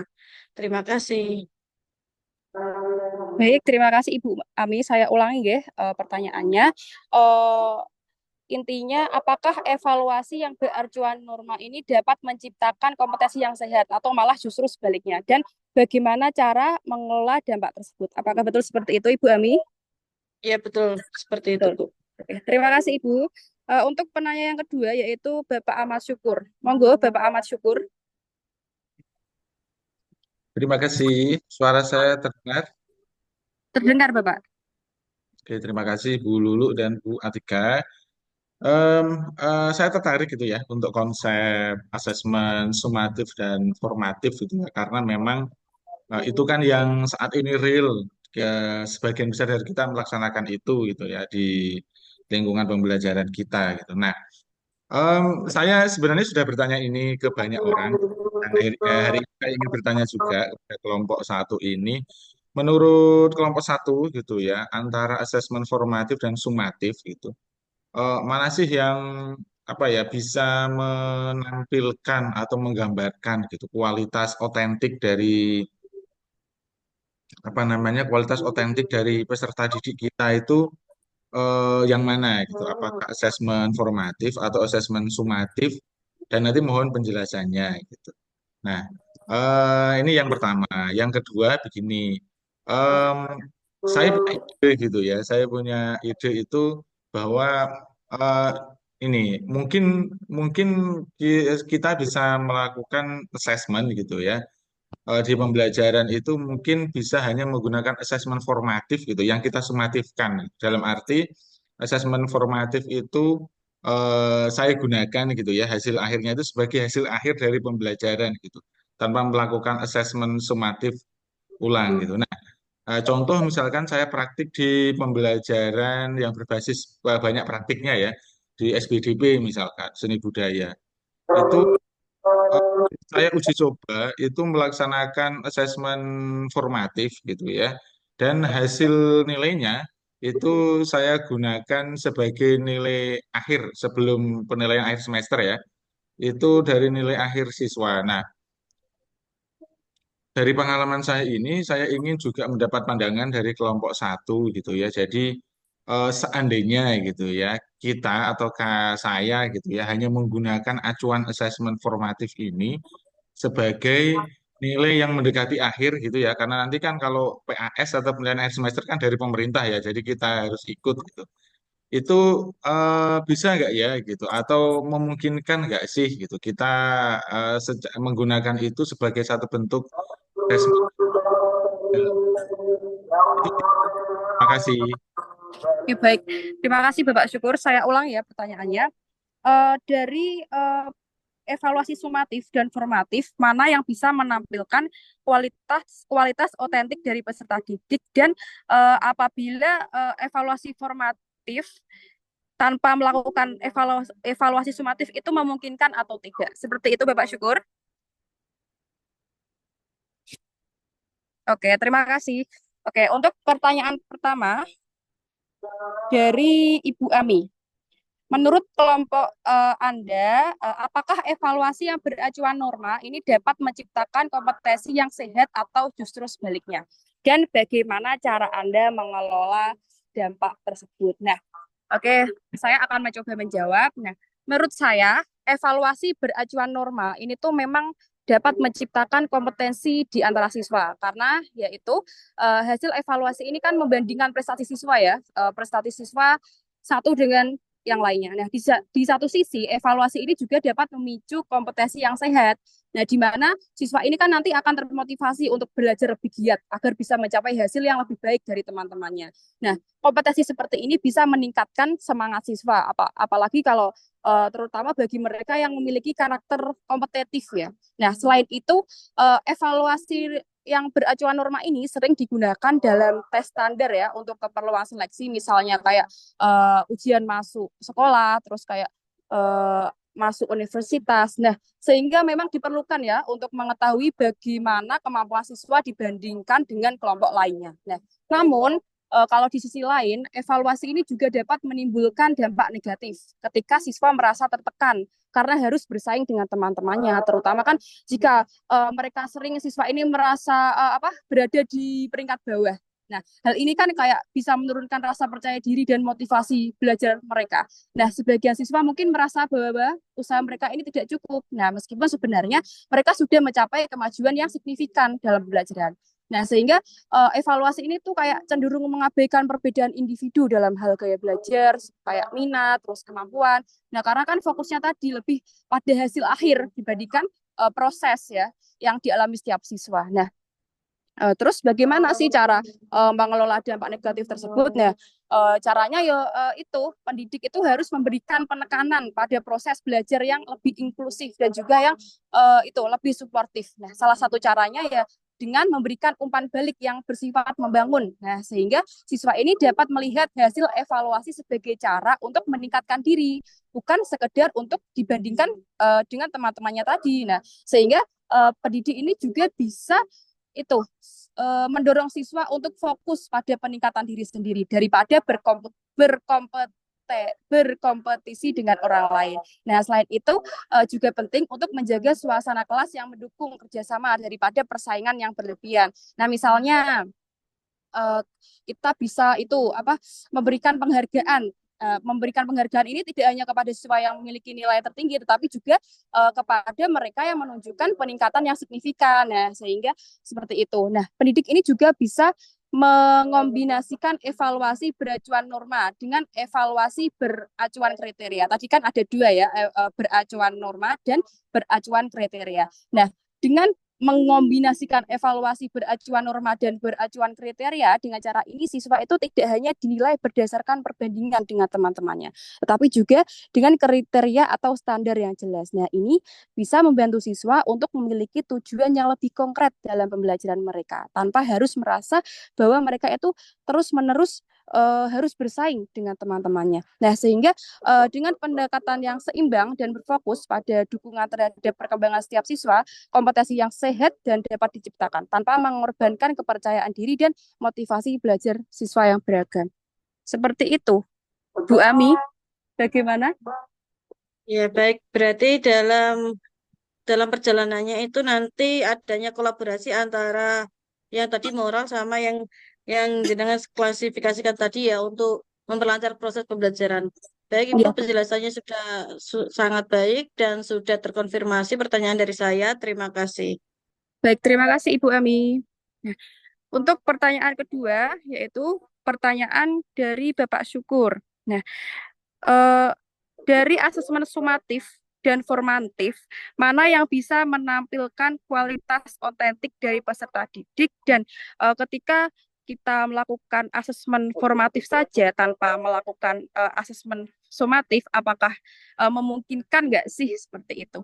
Monggo Ibu Atika untuk menjawab. Terima kasih Bu Lulu dan terima kasih Pak Syukur atas pertanyaannya. Menurut kami, evaluasi formatif itu cenderung lebih memiliki atau lebih menggambarkan kualitas otentik dari hasil belajar peserta didik dibandingkan dengan evaluasi sumatif. Walaupun evaluasi formatif dan sumatif ini sebenarnya juga memiliki peran yang berbeda dalam menggambarkan kualitas peserta hasil belajar peserta didik. Untuk evaluasi formatif, kenapa menurut kami condong lebih menggambarkan? Karena pada hasil evaluasi formatif ini dilakukan secara terus-menerus selama proses belajar dan adanya perbaikan-perbaikan selama kegiatan pembelajaran berlangsung sehingga memungkinkan siswa untuk merefleksi diri, kemudian untuk melakukan perbaikan serta menampakkan hasil pembelajaran yang lebih cenderung lebih otentik yang mencerminkan kemampuan peserta didik dalam situasi belajar yang alami maupun yang tidak hanya ketika kegiatan evaluasi akhir berlangsung. Walaupun evaluasi sumatif ini juga bisa memperlihatkan hasil belajar atau hasil capaian peserta didik dibandingkan dengan standar penilaian tertentu. Kemudian menggunakan asesmen formatif sebagai asesmen sumatif, ini bisa dilakukan dengan cara misalnya menggunakan kompilasi atau portofolio dari hasil evaluasi formatifnya sehingga hasil-hasil proses pembelajaran ini bisa disatukan dan dijadikan sebuah laporan atau portofolio yang menampilkan hasil pembelajaran atau hasil perkembangan dari peserta didik. Kemudian bisa juga digunakan sebagai kegiatan refleksi dan umpan balik yang berkelanjutan di mana dapat membantu memastikan bahwa evaluasi sumatif yang pada akhirnya mencerminkan seluruh proses pembelajaran ini tidak hanya hasil akhirnya saja, tapi bisa kita lihat runtutan ataupun rincian dari setiap hasil pembelajaran siswa. Tapi kita perlu mempertimbangkan juga karena hasil penilaian formatif itu biasanya tidak berupa angka, Bapak Ibu. Jadi formatif ini biasanya lebih pada hasil pembelajaran yang digunakan untuk refleksi ataupun untuk menganalisis bagaimana hasil kegiatan atau menganalisis proses kegiatan pembelajarannya. Jadi hasil dari penilaian formatif itu biasanya bukan merupakan sebuah angka bulat, sehingga mungkin Bapak Ibu akan kesulitan ketika mentransferkan hasil dari penilaian formatif ini menjadi penilaian sumatif, di mana biasanya berupa penilaian akhir dengan angka bulat yang digunakan dalam rapor maupun dalam laporan penilaian yang lain. Jadi saya rasa penggunaan evaluasi formatif maupun sumatif kita gunakan sesuai dengan fungsinya masing-masing, saling melengkapi sehingga penilaian hasil pembelajaran siswa ini memang otentik baik secara formatif maupun sumatif. Terima kasih. Monggo Bu Lulu.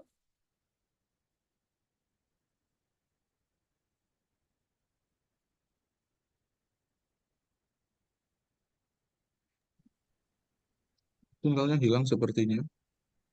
Hmm. Kita tunggu dulu, mungkin barangkali Bu Lulu ada pandangan lain.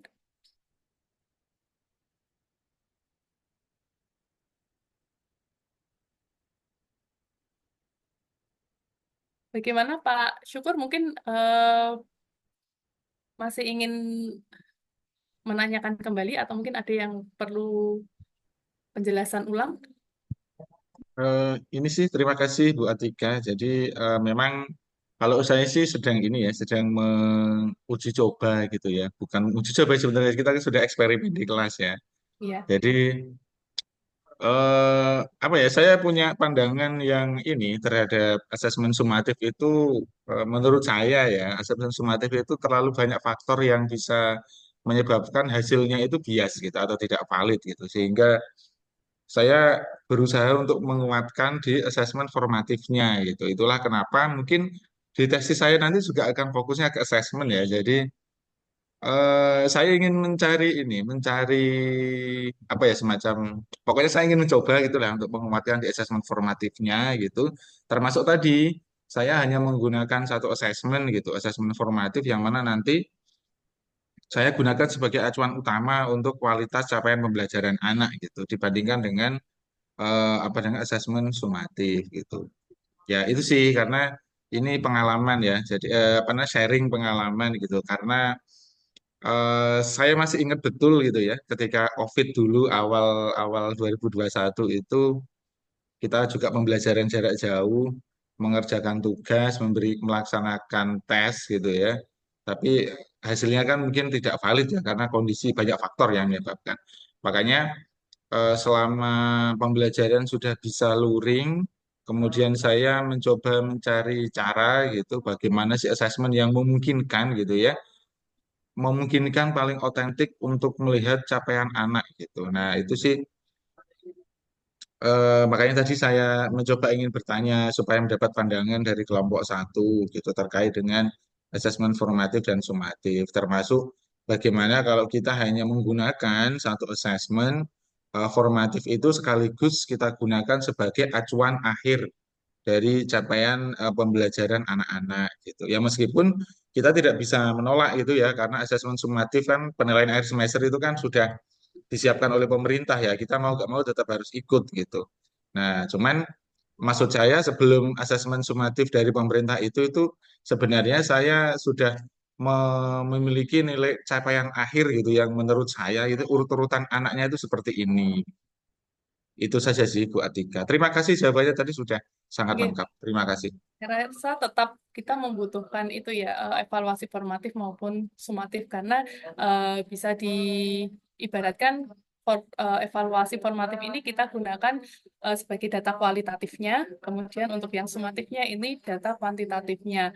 Mungkin terlepas dari soal-soal yang dari pemerintah, Pak Syukur bisa menggunakan eh, instrumen evaluasi yang lebih cocok ataupun lebih tepat untuk peserta didik dari Pak Syukur sendiri, mengingat terkadang soal evaluasi sumatif yang berasal dari pemerintah ini biasanya lebih umum ataupun terkadang malah berbeda dengan apa yang kita pembelajaran yang kita laksanakan di kelas begitu. Jadi memang tidak bisa mengukur secara otentik ataupun secara eh, apa, secara eh, sesuai dengan peserta didik.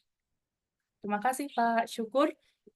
Bu Lulu, apakah sudah kembali join dalam Zoom ini? Sepertinya belum.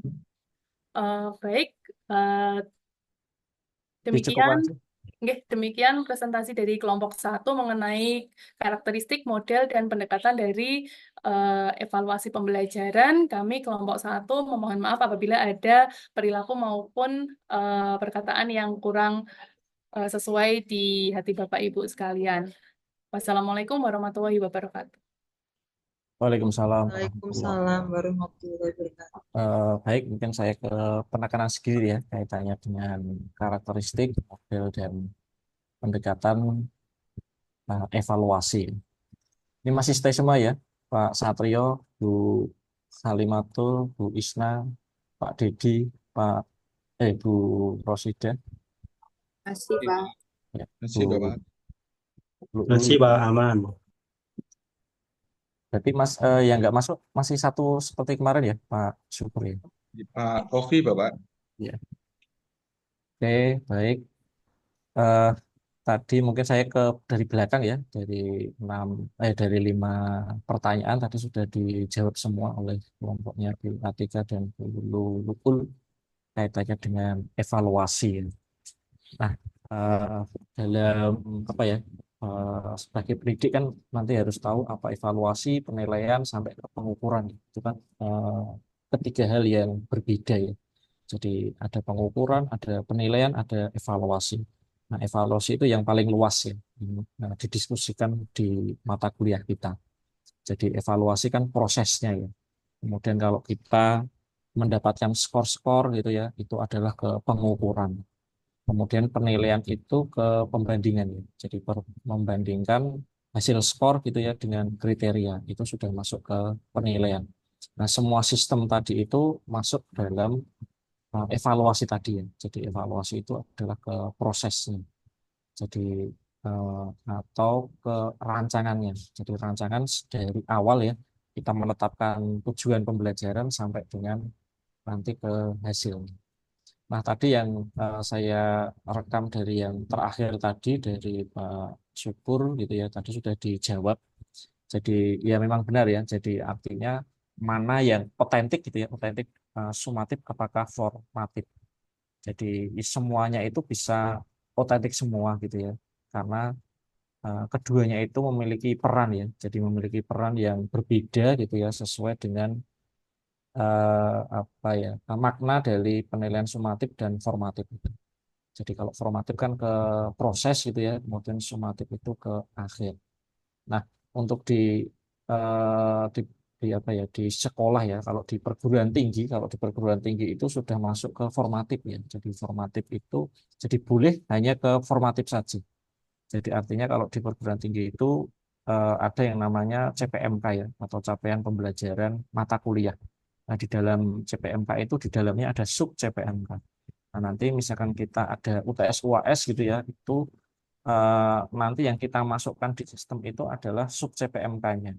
Jadi bukan nilai akhirnya gitu ya. Jadi kita tidak tidak apa namanya merata-rata gitu ya. Jadi kalau soal UTS saya ada 3 gitu ya, masing-masing sub CPMK-nya lah itu nanti yang dimasukkan. Nah, itu dari permen terbaru ya, Permen 53 tahun 2023. Nah, itu karena di permen baru itu hampir semuanya berubah ya. Di S2 juga gitu ya. S2 itu yang semula itu SKS-nya hanya 40-an gitu ya. Sekarang kalau aturan terbaru itu sudah ke 50 gitu ya. Ini kalau di semester Anda tidak tahu ini ya, masih 40-an atau sudah 50. Sepertinya baru diterapkan di tahun kemarin ya kalau di S2-nya ini ya. Jadi mungkin Anda sudah semester 2 mungkin belum kena ya, jadi masih 40 SKS. Nah, sekarang untuk S2 itu minimal 54 SKS ya, 54 atau 56. Jadi lebih banyak. Tetapi selesainya bisa cepat ya, tetapi mata kuliahnya akan lebih banyak, yaitu untuk S2. Tetapi bisa selesai 3 semester. Nah, itu di permen terbaru. Nah, salah satunya di permen itu kaitannya dengan evaluasi ya, evaluasi formatif dan sumatif tadi. Nah, nanti kalau Pak Syukur mau tesisnya gitu ya lebih menekankan pada sumatif formatif ya silakan gitu ya. Nanti mana yang lebih baik.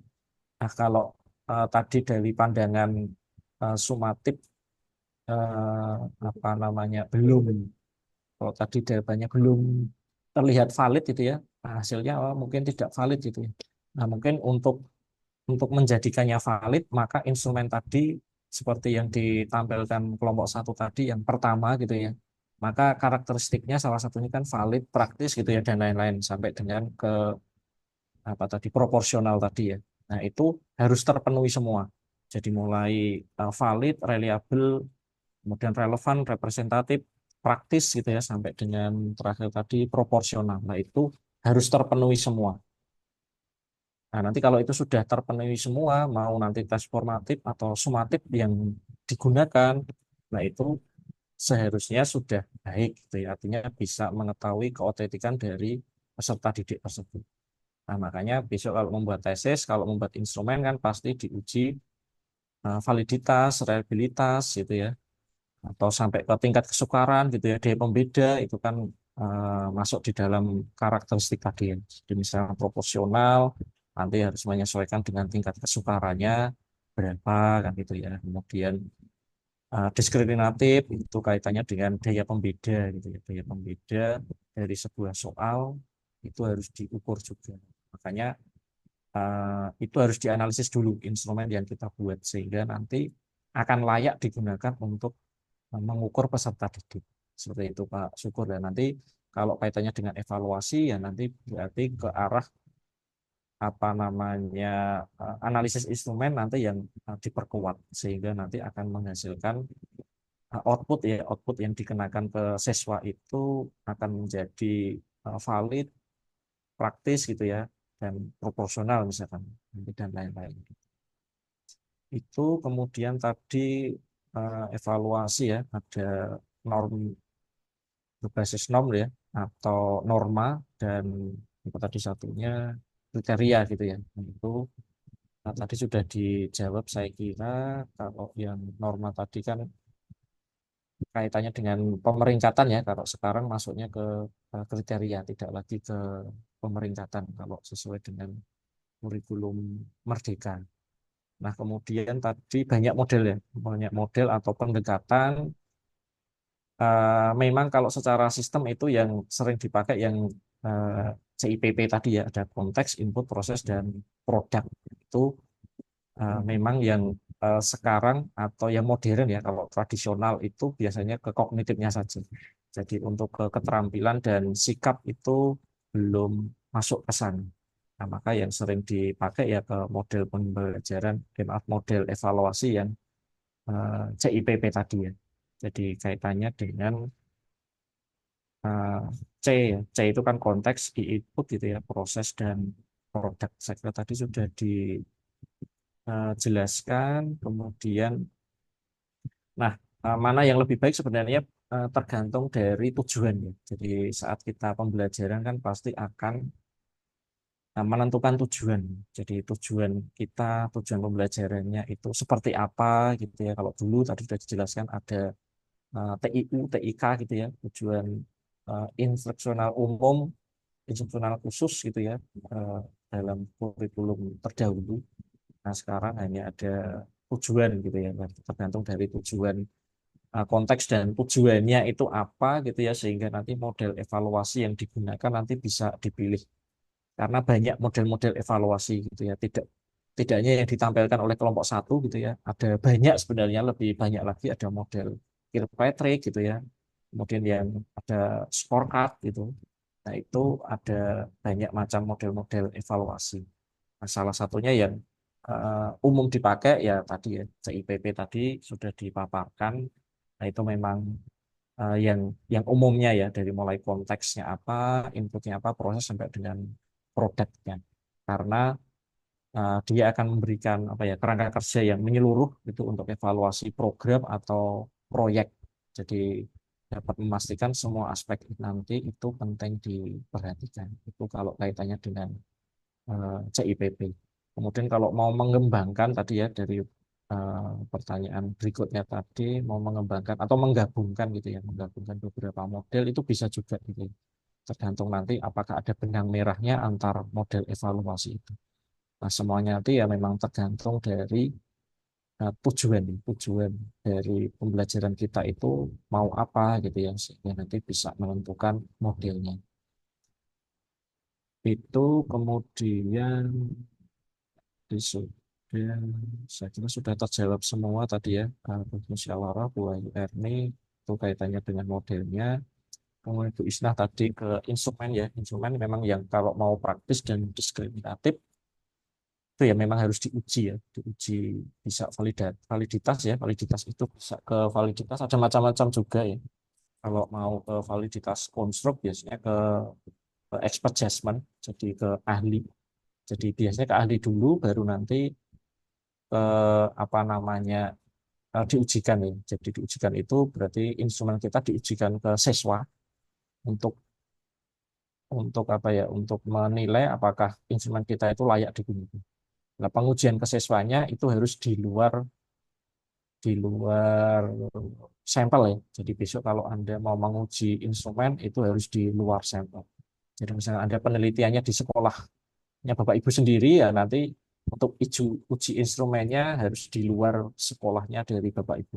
Kecuali kalau sekolahnya itu kelas paralel ya. Jadi kalau kelas paralel itu bisa. Jadi yang penting kelas penelitian tidak boleh digunakan untuk uji instrumen.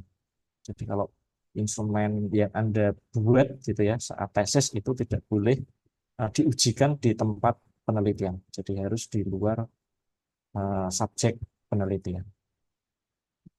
Begitu, kemudian sudah ya, saya kira sudah terjawab semua tadi pertanyaan-pertanyaan dari karakteristik, kemudian model sampai dengan pendekatan. Tadi modelnya sudah banyak ya yang disampaikan. Model karakteristiknya itu nanti akan diperjelas di kelompok akhir ya. Di kelompok akhir nanti akan menganalisis dari karakteristik evaluasi itu, mulai dengan validitas, reliabilitas, setelah itu nanti akan kita uji. Nah, nanti pengujiannya bisa kalau pakai apa namanya aplikasi boleh gitu ya. Jadi kalau nanti yang kuanti kan bisa pakai SPSS atau program R atau apapun gitu ya untuk menganalisis uji instrumen atau analisis akhirnya ya, atau teknik analisis data. Begitu, ada yang mau ditanyakan dari Bapak Ibu semua? Ini sudah pukul 6 ya, sudah kelewat maghrib sedikit. Kalau ada yang mau disampaikan dulu, silakan. Nanti untuk absensi sudah saya berikan di Sunan ya, nanti bisa dibuka Sunannya, nanti di pertemuan 2, nanti bisa presensi di sana. Gitu. Meskipun tadi sudah terlihat bahwa 10 mahasiswa ya hadir. Begitu karena di presensi di apa namanya kanal itu baru hanya ada 2 mahasiswanya ya. Jadi saya tidak bisa mengklik di kanal ya. Jadi kanal itu baru terdetek 2 mahasiswa ya. Jadi hanya Bu siapa tadi ya, Musyarofah sama Bu siapa gitu ya, yang di kanal ya. Nah, nanti itu biasanya nanti akan terupdate, nanti bisa diisi di Sunan saja ya di presensinya, karena di kanal sebenarnya bisa ya. Tetapi tidak terdetek semuanya. Nah, nanti kalau di Sunan sepertinya sudah bisa di-enroll semua di Sunan. Begitu, berarti nanti tinggal yang wordnya ya, Bu Atika sama Bu Luul, nanti untuk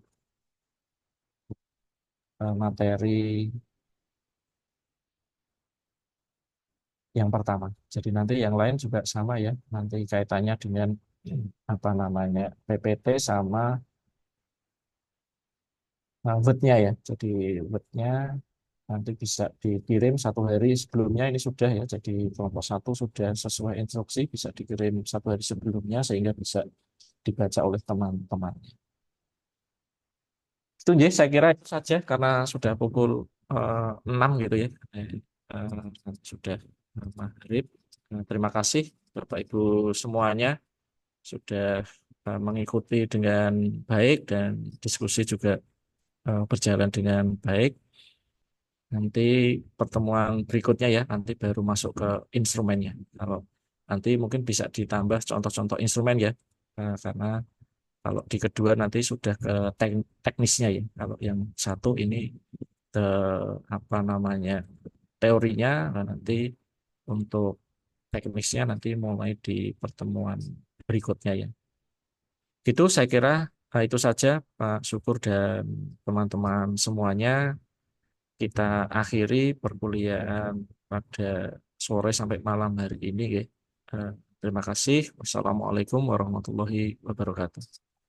Waalaikumsalam warahmatullahi wabarakatuh. Waalaikumsalam. Terima kasih Bapak. Ya, sama-sama. Saya Alef ya. Terima kasih Bapak.